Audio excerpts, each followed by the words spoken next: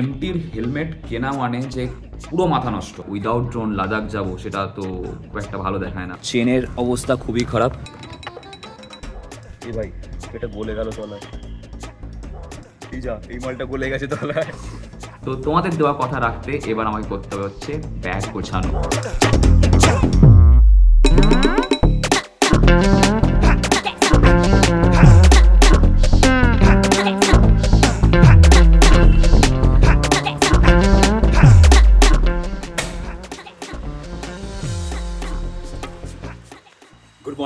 Good morning from Newtown.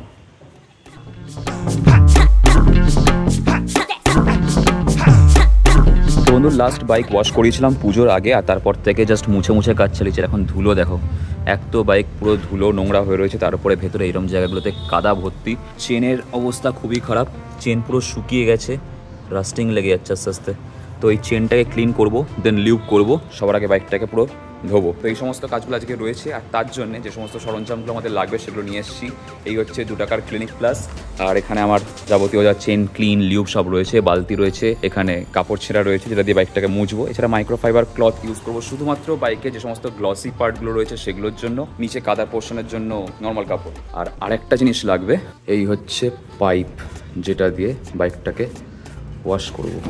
আর এই চেনটা clean আগে করে নেবো, চেন ক্লিন করে নিয়ে তারপর গিয়ে ওয়াশ করবো।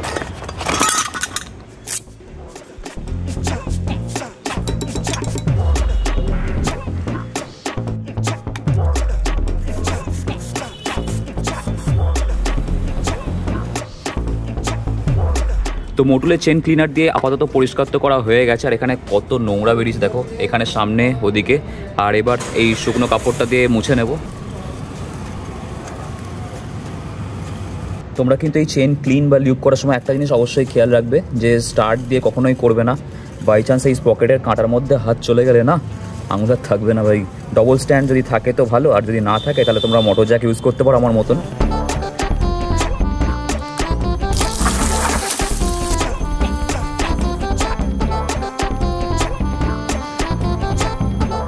বাইক নিজে পরিষ্কার করার না একটা আলাদাই মজা আছে। তো মোটামুটি যা কাদা ছিল সব পরিষ্কার করা হয়ে গেছে, এবার ফাইনাল একবার ওয়াশ পার্ট চলছে, আর এখানেই বেসিক্যালি কাদাগুলো বেশি করে জমে। তো বাইক ওয়াশিংয়ের কাজ কমপ্লিট। এখানে রোদের মধ্যে খানিকক্ষণ রেখে দেবো এরমভাবে চাপা দিয়ে, যাতে পিপিএফে কোনো অসুবিধা না হয়।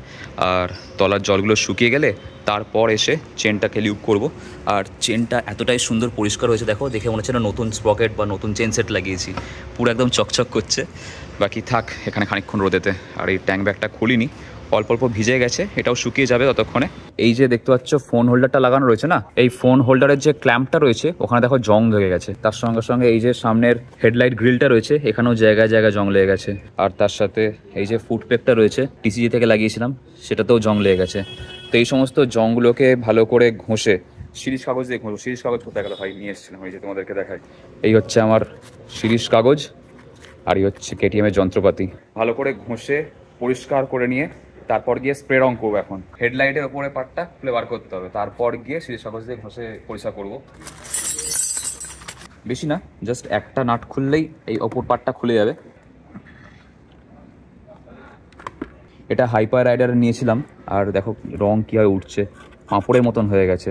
আর এই যে হেডলাইটের গ্রিলটা দেখতে পাচ্ছ, এটাকে খুলে আবার ফিক্স করতে গেলে আমাকে নাম্বার প্লেট খুলতে হবে, এই লাইট খুলতে হবে, লাইটের ক্ল্যাম্প খুলতে হবে, সব খুলতে হবে। দেখছি এখন কি করা যায়, যদি এত কিছু না খুলে একটু শর্টে সাপটা করা যায়। তার জন্য ফার্স্টে এটাকে লুজ করে এটাকে বার করব। কেটিএমের সঙ্গে যে সমস্ত অ্যালেন কি সেট বা যা কিছু যন্ত্রপাতি দেয় সাফিসিয়েন্ট, আলাদা করে সেরকম বিশেষ লাগে না। তাও আমি কিনে রেখেছি অ্যালেন কি সেট একটা, যেটা এখন বাড়িতে রয়েছে। এটাকে এখানে ঘষে যদি ঢাকা ঢুকিয়ে দিলামভাবে চেপে রেখে রং করা যায় তাহলেও করা যেতে পারে, কিন্তু আমি সেটা রিস্ক নেবো না। বাই চান্স বাইকে লেগে গেলে ভাই মুশকিল হয়ে যাবে, মনে হচ্ছে বাইকে চুল উঠে গেছে। আর যেটা দিয়ে ভাইজার খুলেছিলাম সেটা দিয়ে এটাই খুলে যাবে, মানে সবটাই একটা অ্যালেন কি দিয়েই খুলবে। এটা কত নাম্বার জানি না, তোমরা যদি জেনে থাকো যেটা কত নাম্বার অ্যালেন কি তাহলে কমেন্টে জানাতে পারো। এ ভাই এটা গলে গেল তলায়, এই যা এই মালটা গলে গেছে তলায়। কি রে ভাই, কোথায় মুশকিল হয়ে যাবে এটা যদি গলে যায়। এই যে পার্টটা থাকে না, এটার ভেতরে গলে গেছে, তা কি করে বার করবো জানি না। হয়তো পুরো মুখ খুলতে হবে, পুরো মুখ খুলতে আমাকে আবার মেকানিকের কাছে নিয়ে যেতে হবে। আমি কোথায় ভাবলাম যে শর্টে সাপটা ছাড়বো, এই পার্টটাই গেছে ভেতরে বলে। বুঝতে পারিনি যে এরকম কেস হয়ে যাবে ভাই, কোথায় আমি শর্টে মারছি। তো এই পার্টটাকে খুলে পুরো আলাদা করছি নাট থেকে। নাট থেকে যদি আলাদা না করি না, তাহলে নাটগুলো কালো হয়ে যাবে। এগুলো নাটগুলো স্টিলের দিয়েছে, তো নাটগুলোকে কালো করে লাভ নেই। দিব্যি তাড়াতাড়ি হয়ে যাচ্ছিল, কিন্তু এমন একটা জিনিস ওর মধ্যে ঢুকে গেল, আবার মনে হচ্ছে সার্ভিস সেন্টারে নিয়ে যেতে হবে। তো আমাদের এই দুটো পাত্তিকে মোটামুটি ঘষে যার রং ছিল সব তোলা হয়ে গেছে, দিয়ে এবার স্প্রে রং করবো।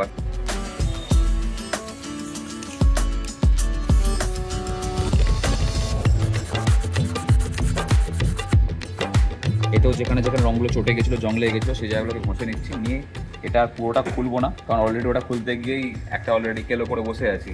তো এটা এখানেই থাক। দোকানে নিয়ে গেলে হয়তো পুরোটাই খুলতে হবে একটু পরেই, কিন্তু আমি আর খুলছি না, রিস্ক আর নেবো না। তো বাড়িতে বাইকটাকে ওয়াশ করানোর পর, চেন ক্লিন করানোর পর আমার আরও কিছু কাজ ছিল, যার মধ্যে একটা হচ্ছে ইলেকট্রিক অফিসে যাওয়া এবং ইলেকট্রিকের বিল জমা দেওয়া। এই সমস্তগুলো করতে গেছিলাম। তো তারই মাঝখানে যে ফোন হোল্ডারটা খুলতে গিয়ে নাটটা ভেতরে পড়ে যায়, সেটার জন্য আমি নিয়ে যাই হচ্ছে বাইকটাকে আমাদের কাছাকাছি, যেখান থেকে আমি বাইকের সার্ভিসিং বা অন্যান্য কাজগুলো করাই, সেই গ্যারেজে। এবং সেখানে গিয়ে ভাইকে বুঝিবাজি সমস্ত বলে দিই যে কী করতে হবে না করতে হবে। তো সেই সমস্তগুলো করতে দিয়ে আমি আমার কাজ সারতে থাকি। আর রাত্রি 9টার সময় যাই হচ্ছে বাইকটার বাড়ি নিয়ে আসতে। আর সামনে যে হেডলাইট গ্রিলটা ছিল সেটাকেও রং করিয়ে নিয়েছি। চাকার যে চেন ক্লিন করেছিলাম সেই চেনটাকেও লিউক করানো হয়ে গেছে। এই সমস্ত বাইক রিলেটেড যা যা কাজ ছিল সেগুলো গোছানো কমপ্লিট। শুধুমাত্র বাইকটাকে ফুল ট্যাঙ্ক করানো বাকি আছে। Chain clean, chain Luke, bike wash সমস্ত কিছু ডান। তোমাদেরকে লাস্ট একটা কমিউনিটি পোস্টে আমি বলেছিলাম যে আমাদের 10,000 সাবস্ক্রাইবার হয়ে যায় তাহলে আমি ব্যাগ গোছানো শুরু করব। আর সেই 10,000 সাবস্ক্রাইবার ফ্যামিলি আমরা গেইন করে ফেলেছি। তো তোমাদের দেওয়া কথা রাখতে এবার আমাকে করতে হবে হচ্ছে ব্যাগ গোছানো। আর ব্যাগ গোছানো থেকে মনে পড়লো আমার হেলমেটের কন্ডিশনটা খুবই খারাপ, তোমাদেরকে দেখাই। এই হচ্ছে আমার এমটির হেলমেট, আর এই হচ্ছে আমার এমটির হেলমেটের ভাইজার। গত বছর কালী পুজোর সময় আমি এই হেলমেটটা কিনেছিলাম। আর এই যে ছবিটা দেখতে পাচ্ছ এটা হচ্ছে গত বছর কালী পুজোর সময় তোলা। আর এপাশে যে ছবিটা দেখতে পাচ্ছ এটা হচ্ছে এবছরের তোলা ছবি আর কি। তো এই যে হেলমেটটা, এর উপর দিয়ে আমার অনেক খরচা গেছে। এক তো হচ্ছে এই ভাইজারটা আমি আলাদা করে পরে কিনেছি, এটা হোয়াইট ভাইজারের সঙ্গে আমি কিনেছিলাম। এটা হচ্ছে সান ভাইজার বা ব্ল্যাক ভাইজার বলতে পারো। এই ভাইজারটাও কিনেছিলাম, এটা হচ্ছে রাত্রিবেলা দেখার জন্য। রাত্রিবেলা এটা পরে দেখলে বেশ জগৎটা একদম জন্ডিস টাইপের দেখতে, পরিষ্কার দেখা যায়। উল্টো দিক থেকে যখন গাড়িগুলো আসে তখন কোনো অসুবিধা হয় না যদি আমি এই ভাইজারটা পরে রাত্রিবেলা বাইক চালাই। আর এটা হচ্ছে দিনের বেলার জন্য, যখন একদম ঝকঝকে চকচকে রোদ থাকবে তখনকার জন্য। প্রবলেমটা কি হচ্ছে তোমাদেরকে বলি। এই যে হেলমেটটা দেখতে পাচ্ছ, এই হেলমেটটায় এইখানগুলোতে দেখো এই জায়গাগুলোতে পুরো স্টিকারগুলো সব উঠে গেছে, দেখেছো? এদিকে উঠে গেছে, এদিকে উঠে গেছে, মানে এই জায়গাগুলো পুরো লাল ছিল খানিকটা এরকম টাইপের, একটুকুও নেই। আর এই যে এইখান দিয়ে দেখো, এইখান দিয়ে স্টিকারগুলো না এইভাবে উঠে যাচ্ছে। মানে আমি যদি এটাকে ধরে টানি তাহলে পুরো স্টিকার বা র্যাপিংটা পুরো হেলমেটের পুরো উঠে যাবে। হেলমেটটার দাম নিয়েছে 6,800 টাকা। আর তার উপরে আমার এই ভাইজারটা পড়েছিল 1200 টাকা, এটাও তাই। অ্যান্টিফগ তো আলাদা করে কিনতে হয়। এমটির হেলমেট কেনা মানে যে পুরো মাথা নষ্ট। আরেকটা জিনিস তোমাদেরকে দেখাই, এই দেখো ইন্টারকম লাগানো রয়েছে। ইন্টারকমটাকে হালকা নিচু করলে দেখো এখান দিয়েও সব ছালচামড়া উঠে যাচ্ছে।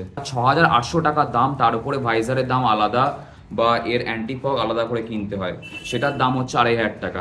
এত দামি একটা ব্র্যান্ড, এত ভালো কোয়ালিটি, তার এই হাল, মানে ছাল চামড়া সব উঠে গেছে। তো তোমরা যদি মনে করে থাকো যে এমটির হেলমেট কিনবে তাহলে প্লিজ কিনো না। সে থান্ডার 3 হোক, থান্ডার 4 আমি জানি না, আমার থান্ডার 3 রয়েছে, আমার থান্ডার 4 নেই। যার রয়েছে সে বলতে পারবে। তোমাদের যদি এরকম কোনো এক্সপিরিয়েন্স হয়ে থাকে, সেটা যে কোনো ব্র্যান্ডেরই হোক না কেন, তাহলে সেটা অবশ্যই কমেন্টে জানিও। আমার এমটির সঙ্গে খুব বাজে একটা এক্সপিরিয়েন্স হলো, এরকমভাবে ছাল চামড়া উঠে আমি এটা আশা করিনি। তবে হ্যাঁ, কমফোর্ট ভালো। অনেকে আমাকে বলেছিল যে 1-2 মাস গেলেই বুঝতে পারবে যে এমটি কি জিনিস। আজ আমি বুঝতে পারছি এমটি কি জিনিস। ঠিক 1 বছর হতে না হতেই এই হাল। আর যেভাবে এখান দিয়ে উঠছে তাতে আমার মনে হয় না আর বেশি দিন যাবে বলে। বেশি খোঁচাখুচি করে লাভ নেই, এটা আপাতত থাক। এখন তো ওয়েদার বেশ চকচক করছে, বাইরে এরকম রোদ, কিন্তু 2-3 দিন ধরেই শুনছি যে একটা সাইক্লোন ডানা বা কিছু একটা আসছে। তো সেই সাইক্লোন কোথায় হবে না হবে, আদৌ কতটা হবে কি না, এই সমস্ত ব্যাপারে একটু ডাউট রয়েছে। ইচ্ছা রয়েছে যে কালকে সকালবেলা বেরোবো, মানে কালকে একদম ভোরবেলা বেরোবো, এরকম আপাতত ভেবে রেখেছি। আর কোথায় যাব এখনো ঠিক করিনি, মানে জাস্ট ভাবো কালকে বেরোবো ভাবছি। আজকে আমি এখন বলছি যে আমি কালকে কোথায় যাব না যাব জানি না, সিরিয়াসলি জানি না। যারা যারা আমাকে কমেন্ট বক্সে জিজ্ঞাসা করছো যে দাদা লাদাখের জন্য কবে রেডি হচ্ছ, লাদাখ কবে যাব, লাদাখের ভিডিও কবে দেখতে পাবো, তো ভাই লাস্ট 2 বছর ধরে আমিও রেডি হচ্ছি লাদাখের জন্য। এবং লাদাখ যাওয়া মানে বুঝতেই পারছো যে নয় করে 60 থেকে 70 হাজার টাকা মতন খরচা রয়েছে, মানে 50 থেকে 60 হাজার টাকা তো ধরেই রাখলাম তেল, থাকা, খাওয়া, যাওয়া, পারমিট সমস্ত কিছু মিলিয়ে। তো এটা একটা খুব ব্যয় সাপেক্ষ ব্যাপার।